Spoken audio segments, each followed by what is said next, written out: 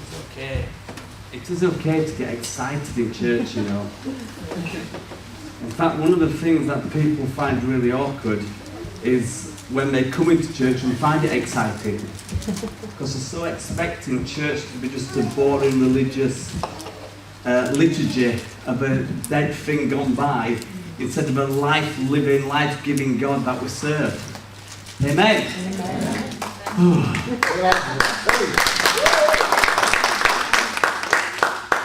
I've had 10 days of church. I've probably done the least amount of sinning than ever, but you know, just around Christians all the time.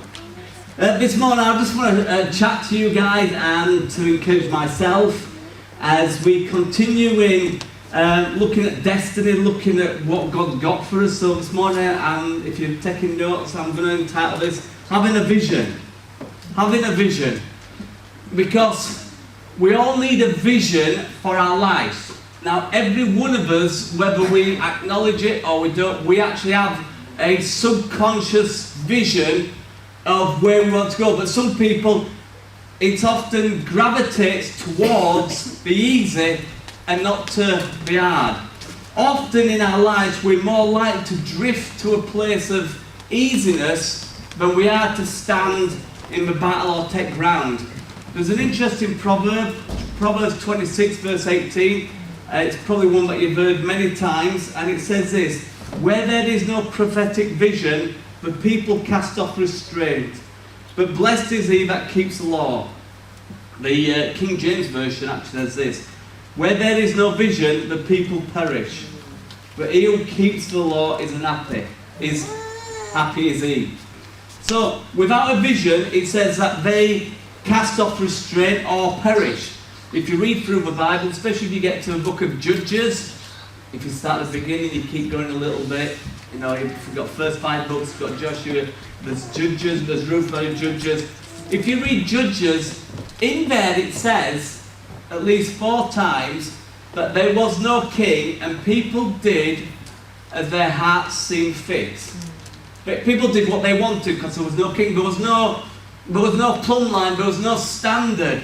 And without a vision for our lives, we just are like ships on a sea without a sail. We're just bobbing around and being driven. And we all need to grab and to get hold of a vision for our lives and take hold of that, and it'll help us aim to where we're going. Now, I will say this, that everybody's vision starts off as a big plan, and as we go on, God narrows it down, and we get sharper and sharper, but it will always fit into the local church. It will always fit into the church or alongside the church, because we do need people. Question that kids often get asked, and probably you got asked growing up, and especially if you went to in high school and you went to your careers officer, they would often say, what do you want to do? Simple as that, what do you want to do? But that's a question we shouldn't just wait till, or we had years ago. The question is, what do you want to do? What do you want to do? Many people say to me, John, I'd love to do this, I'd love to do that. And I often say to them, if you really would love to do that, you would do something about it. You see, if I want a chocolate bar, I'd do something about it. I'd nip down the road to the shop, especially if I've already looked in the fridge and hoped Joe's pile's gone and I've eaten all them. I'll nip down the road to the shop. I'd do something about it. But for Christians, it's often, I hear all the time, especially over these last few weeks, being away, listening to people, they often tell me what they'd love to do. And then I say, what are you doing to get there? And it's like, to do something, if you have a dream of a vision, you've got to do something about it. At the age of 5, this might seem quite interesting. At the age of 5, I wanted to become a soldier. Don't know where that came from, but I did. At the age of 5, I wanted to be a soldier.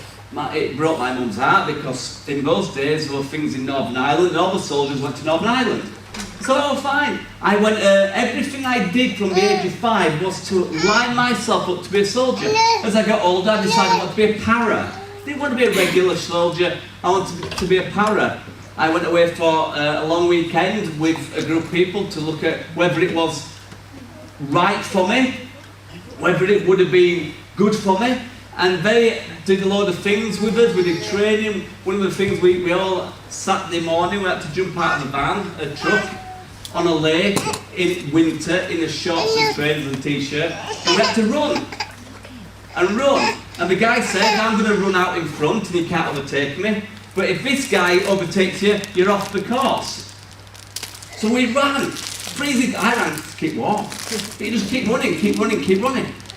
And but actually it was interesting, by the end of the long weekend, it says the paras will be really good for you. They said you need to look at the idea of snipering, because their words, not mine. You could knife somebody in the throat while looking them in the eyes and it won't bother you. That's not a good thing to have as a pastor, is it? But I got Jesus. And 2 Corinthians 5:17 is a sermon that I don't want to get into right now. It says, the old has gone and the new has come.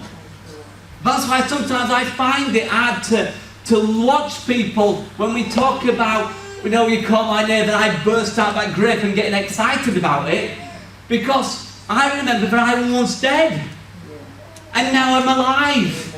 And even better than that, partly seated with Christ, according to Ephesians, and I'm blessed in devilies, and I get excited about that. I need to. One day I'm going to hold the mirror up and say, look at you guys. I need to get happy, because sometimes when I look at you, and I get sad. But I remember that I want to be a soldier, but God had a plan for my life. He had a purpose for my life, and it wasn't a complete different idea. But God gave me a word when I was younger, and He said this, that God doesn't want you to be a soldier, because I got it all lined up on exactly what I was going to do, where I was going to go. All my life I've been training to do certain things to get in there. He said that God doesn't want you to be a soldier for the world. He wants you to be a soldier for Him. In fact, He said the word terrorist for Him. That's not a good word these days. For Jesus, and He says this, He goes, you're going to go into places where pastors fear to go. I thought that's exciting, because I never want to be a pastor. Because I just thought they're boring people and look like John Major in the 90s with his grey suit. I did. They weren't exciting. And I've been around pastors these last couple of weeks, and some of them are not exciting. I think they need some Red Bull first thing in the morning with my coffee. But God had a plan for my life. But without a vision for your own life, you will just fade out, fade away. You'll just become and it's no point saying when this happens. You need to be getting a vision, you need to be getting a heart, you need to find out what God's purpose for you. The Message version of the Bible, of Proverbs 29 verse 18 says this, if people cannot see what God is doing, they will stumble all over themselves. If you can't see what God's doing, it will just stumble, you'll rock around. But without having some idea of where you're going, how will you know when you get there? How will you know when you get there? I like something that Andrew Womack says. He goes, I've not arrived, but at least I've left. Some of us are waiting for a full map of what God's got for us. And God says, no, I just want you to start walking in this general direction, and I'll take it from there. So if you're taking notes, point 1 is going to be, a vision makes disciplined choices. For example, if you want to be an athlete, a disciplined choice would be not eating too much cake.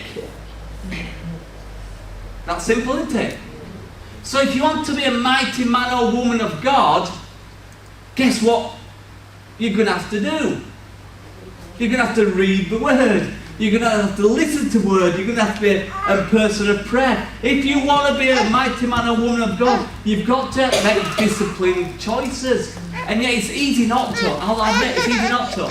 It's easy to sleep in. It's easy just to take it easy. It's easy to take the easy road. But God's called, and I believe this well, God's called every one of us to be a mighty man, mighty woman in God. Every one of us.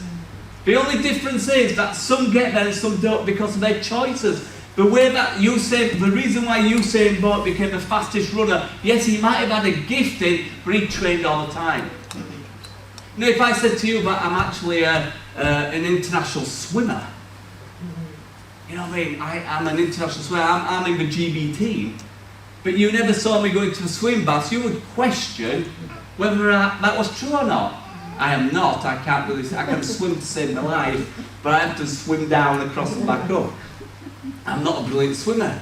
But yet we claim to be believers in God. We claim to be Christians in God. We claim to be people that are seeking after God's face. And yet 99% of what we do is not aiming towards God. It's aiming towards self. 90% or more of what we do is aiming at ourselves. How many of us get woke up in the middle of the night and called to prayer? So that's including the night. I mean, that happens rarely with me, and I've asked God, please, I need my sleep. You can't look as good looking as I am without having a good 8 hours sleep. So, no, I hadn't had much sleep. But we need to make informed choices, and we need to make choices that vision makes disciplined choices. I wrote this, well, I got this from, I can't remember where I got it from. You may have a great vision or call on your life, but if you don't do something about it, it will never happen. You see, you might have had an angel appear to you and say, this is God's plan for your life. You might have had a dream, a vision. You might have had something from the Word of God. You might have just said, I really believe this is what God's got for me. But unless you do something about it and take steps forward, it will never happen. God's not in the business of downloading information trying to like the Matrix. You're going to have to look that one up if you're too young. If you haven't seen it, it's a good film.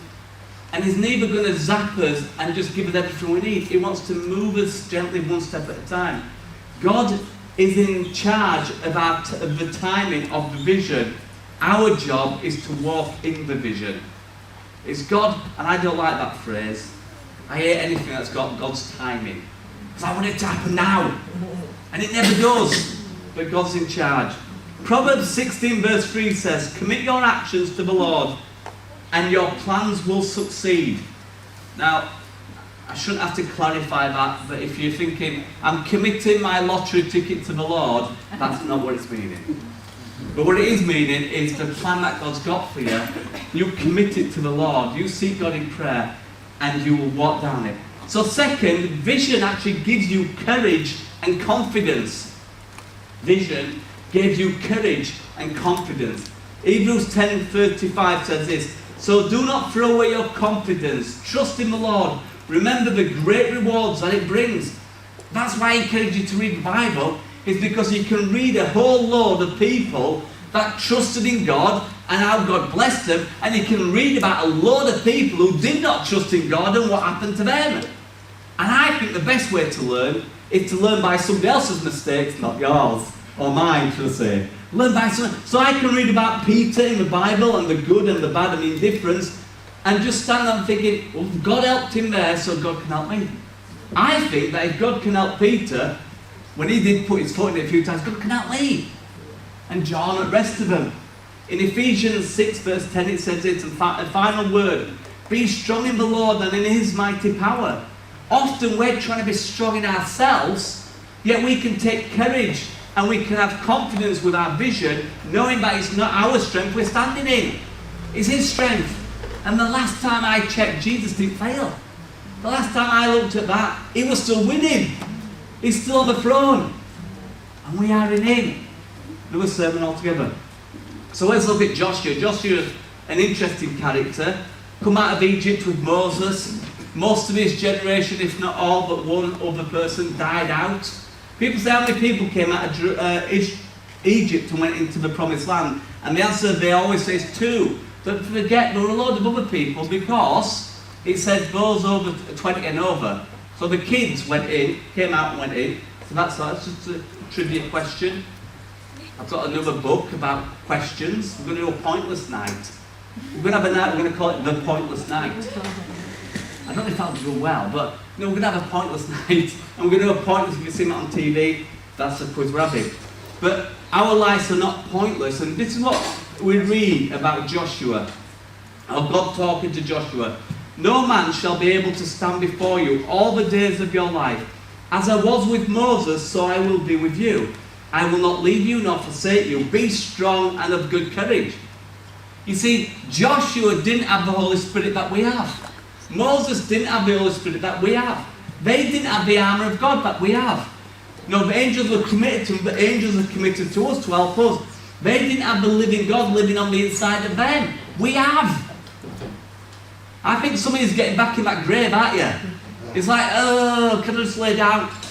We've come out of the grave, guys. Get excited about something. In Romans, I'll talk more in short. You know, I'll do my angle. No, I better not do my angle thing. My Methodist. Yes, in Romans 8, 38, 39. I can't do it, sorry. Hey, I don't like taking my cat with people. But this is what it said in Romans. It says, for I am persuaded, Paul writes this, I am persuaded that neither death, nor life, nor angels, nor principalities, nor powers, nor things present or things to come, neither heights or depths, nor anything else in creation shall be able to separate us from the love of God that is in Christ Jesus our Lord. Amen. So he's a winner, he's on the throne, we've been set free, and Paul says, I am persuaded that neither death nor people whine and moan. Sorry, people get excited. People get really upset when somebody dies. And maybe rightfully so. But if they're Christians, they're having a great time, we're not. So let's be happy for them. And so neither death nor life. So the worst thing that could happen to any of us is maybe we get killed. But Paul says it don't matter. Death or life, absent from the body. Close your eyes for a moment. Present with the Lord. Oh. You know, we need to look at things from a spiritual perspective, not an earthly perspective. The Bible says clearly we need to live by the Spirit, not by the flesh. We need to think on things that's good, not things of the earthly world. Let's carry on. Nor angels, nor principalities and powers, nor the present. No demon can come against you. No angel can come against you. Neither things of the present or things to come. It's interesting, you don't say neither things of the past. The devil's got people bound up in the things of the past. But Paul's persuaded that nothing, past, present or future, can separate us from God. Neither heights nor depth. And I like this a little bit. No, anything else in all creation. I think he put that in case he forgot something. Nothing else in all creation. Question. Was the devil created? Yes. So he's in that. Was your mother-in-law created? Born, yes, but you know, yes. Was that person that you don't like that lives next door to you? Yes. But Paul's persuaded that nothing can separate you from the love of God. Amen. Nothing at all. God's ideas for us is better than any good idea we could have. Everything that God starts, he also completes. And I like that, because he started a good work in us, he's going to complete it. 1 Thessalonians 5:24 says this, he who has called us is faithful. He is also able to do it. So that's the second point. Vision gives us confidence and courage. Get a vision. Get some courage and confidence. If you're thinking to yourself, well, I don't really have a vision, you need to listen to the last 3 times I spoke. It's a journey we're on. Listen to those, that'll help you find a vision, find what God's speaking to you, speaking about you, and then you need to do something. It's easy, guys, just to fade out. It's easy to take it easy. It's easy just to get at home and get on the computer or watch TV. It's easy. It's hard work trying to get in the Bible. Why is it whenever you want to read your Bible, somebody rings you, turns up, or something else happens, something's better on TV? So the third point I've got is provision provides travelling companions. That sounds really posh. Vision provides mates, didn't really fit, so I said travelling companions. Because vision is a journey. And there are people that come alongside you for a time, for a season. And they travel with you for some time, they encourage you, they build you up, they strengthen you. And you also encourage them and strengthen them. Any God-given vision includes other people. And it is for the benefit of other people too. In fact, if the vision is a God-given vision, you will not be able to do it or fulfill it on your own. Everything in the Bible is about people. It's about togetherness. So my vision is not for me alone, it's for us. And my vision is not about me, it's actually about other people. I read this, I thought this was good. It says, it seems the greater the calling or destiny in one's life, the more one is inclined to think he or she can do it on their own. And that's from Casey Treat, pastor and author. The more or the greater people think their vision or dream or calling or destiny is, they think they can do it on their own. But God never designed us to be on his own. He designed us to run alongside other people. Sometimes for a season, and sometimes, maybe even longer. And we need to pick our friends well, and our companions well. If somebody's not going in the same direction of you, and you stick alongside them, then something's got to change.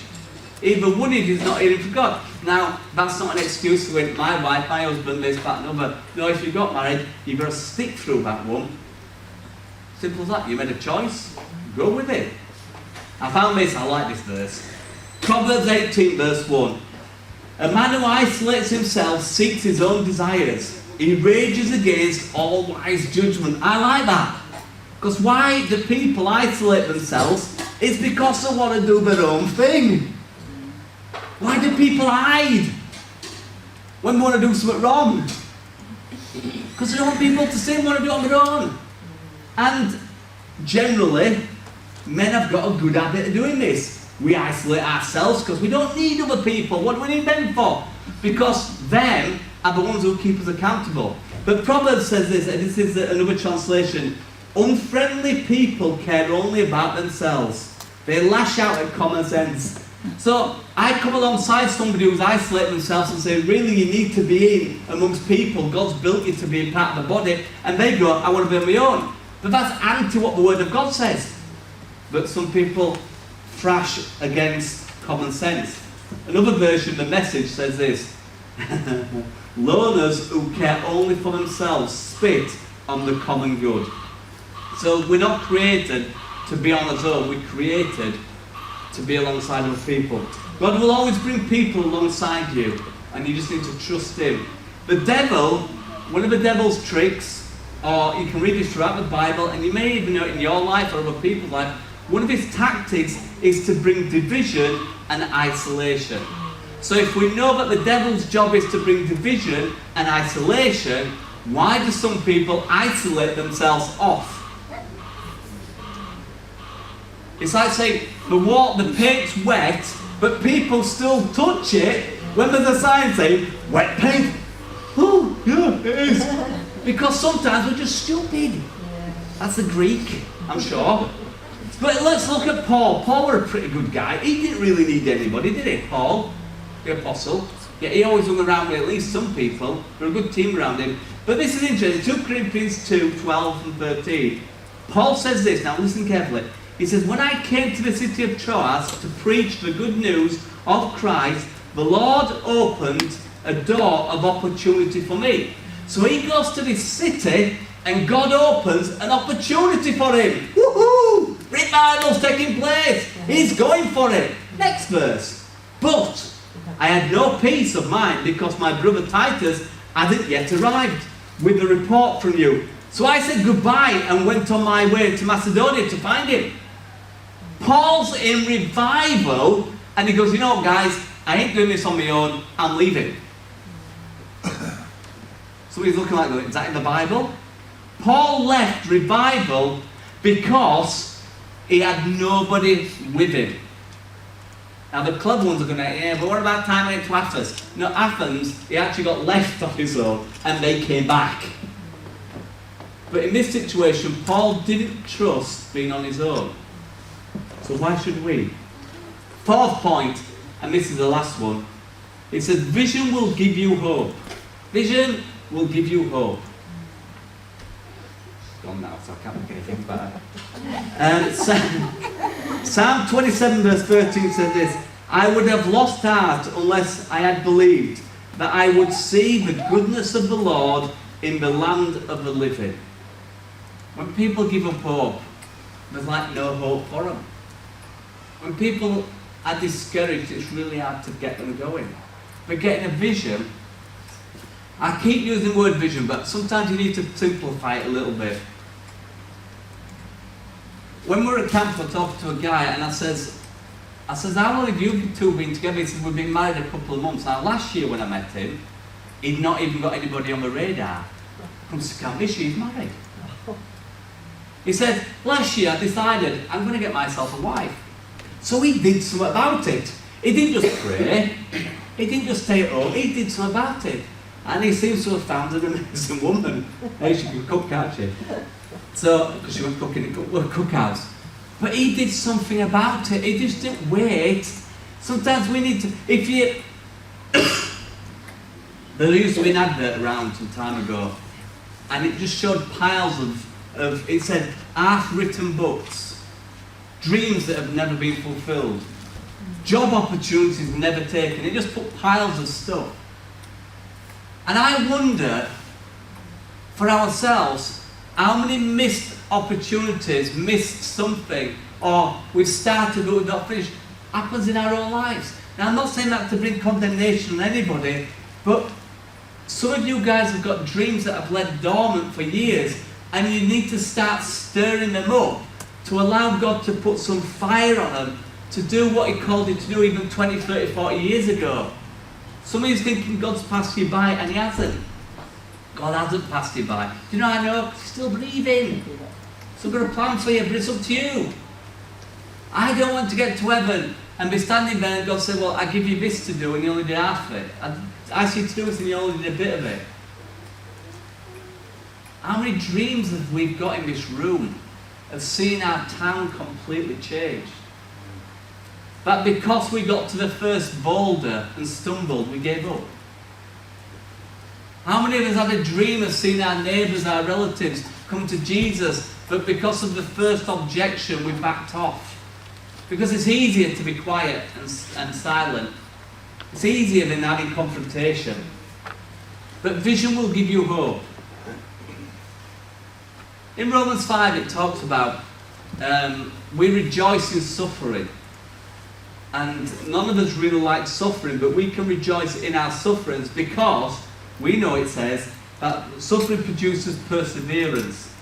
Perseverance produces character, and character produces hope. You see, even in our times of suffering, we can stand and just go, at the end of the day, I'm going to get through this. And if it kills me, by definition, you get through it. Even if it does kill you, you get through it. I'm often embarrassed when I hear things these days, and I like history, but I look about how many people stood their ground in a fight, fierce fight to protect our nation, to keep this nation godly. Many people in World War I especially went to war, not just to fight for the British Empire, but to keep the British Empire a godly empire. I know it's completely changed now, but they went to war to keep it godly. And things have changed, but the godly ones that are still left in the nation are not fighting to keep it godly. Because we want the kingdom of God to advance. How does the kingdom advance? By us telling people about Jesus. By reaching and touching people for Jesus. By actually laying hands on the sick and seeing things happen. That's the kingdom of God advancing. But we would rather keep quiet. We would rather leave our vision on the back burner instead of seeing what God's got for us. I read this. A lady called Catherine Booth. She's the daughter of William Booth, the founder of the Salvation Army. And the Salvation Army were militant when they started. They would make us, they would let me look like I'm a Sunday school teacher. I'm not against Sunday school teacher. But they'd make me look so passive when it comes to the gospel. And their view was we'd get out there. They used to, the ladies, this is amazing, the ladies used to have bonnets on their head, not because it looked nice, but it was actually an helmet. Because when they went down the street preaching, people would throw bricks at them, not stones, and spit on them. They would throw bricks, they'd play their instruments, and their instruments would be getting bashed. And they stood their ground, they preached the gospel, and thousands of people got saved. And sadly, the Salvation Army has become more like a social services these days. But in its conception, it was an organisation that went out. But William Booth's daughter, Catherine, she wrote to her father when she was a missionary in France. And she wrote to her father about the difficult circumstances she was facing. And he wrote back, what would you write to your kids if they were on the mission field, having it difficult? Now this is, I think, turn of the 1900s idea, maybe early 1900s, I don't know when it was exactly, but a long time ago. What would you write to your children or loved ones, nieces, nephews, cousins, that sort of stuff? What would you write if there were difficult times? Would you write a letter of encouragement? Would you write something that's spurs them on. It's what William Booth wrote, and I love it. He says, take your eyes off the waves and fix your eyes on the tide. Stop complaining about a problem and get on with it. I mean, he's a loving father. I read stuff like that in the Bible. Stop whining, paraphrase, Yorkshire version, and get on with it.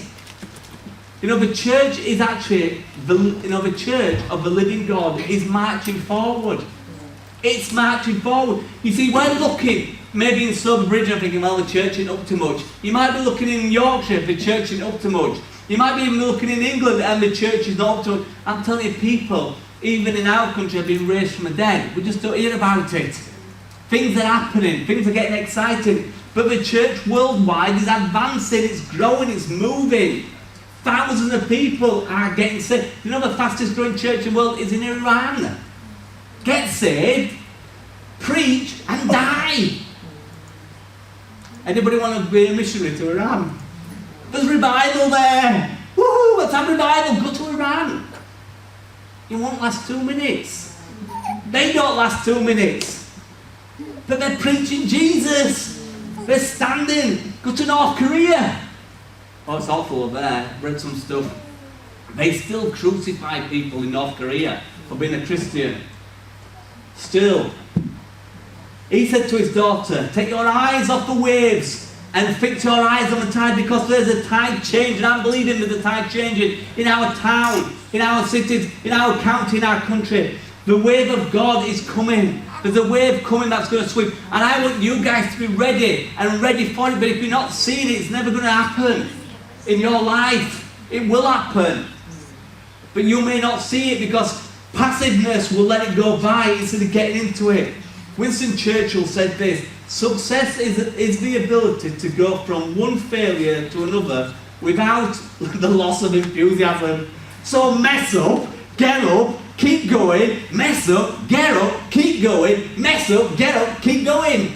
Put it biblically, though a righteous man falls 7 times, he gets up. At least 6 times he gets up. Keep going. So anyway, we need to keep our eyes upon Jesus.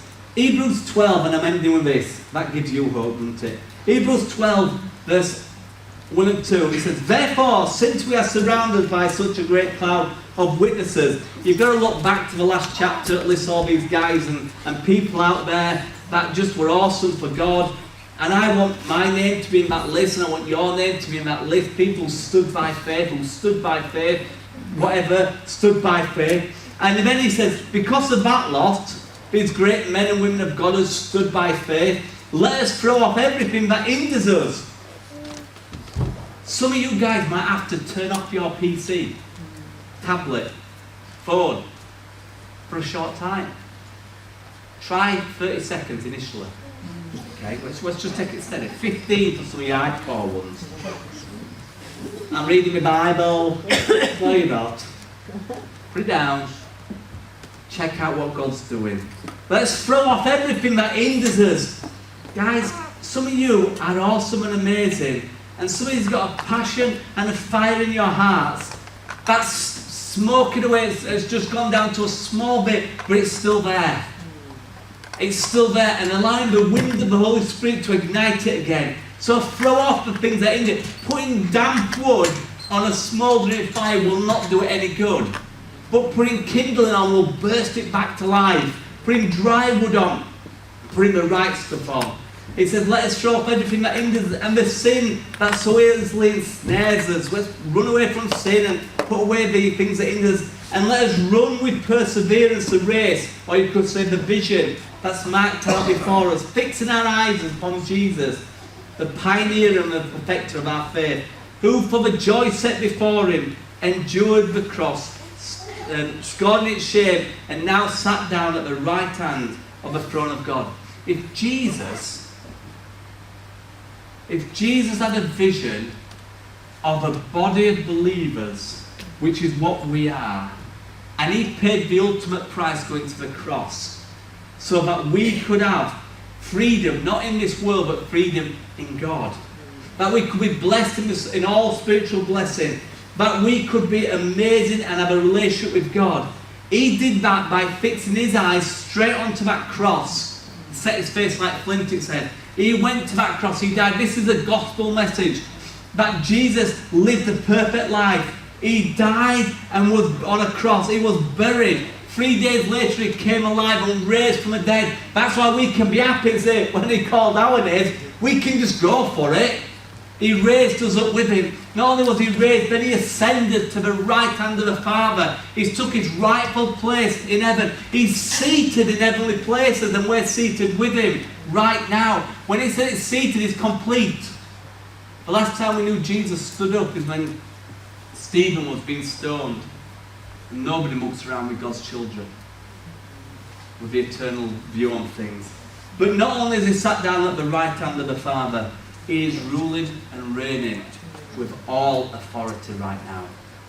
And that's the King we serve. So let us fix our eyes upon Jesus. Let us just look onto Jesus, asking him for the vision that he's got for us. Let's not be passive. Let's be awesome for him. Awesome, so you don't have to be like me, please.